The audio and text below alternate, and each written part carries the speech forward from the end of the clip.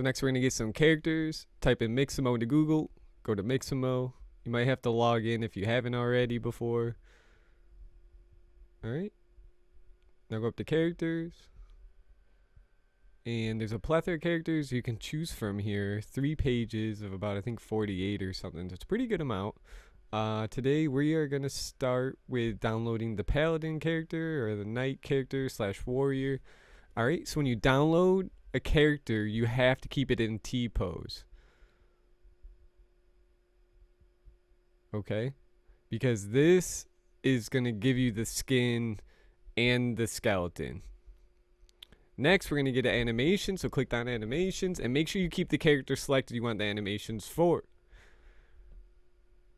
We're going to type in sword, and there's a couple packs that come up. You want to do the one with 49, not 51, because 49, I don't know, there's someone double uploaded it and this one works. Other one does not.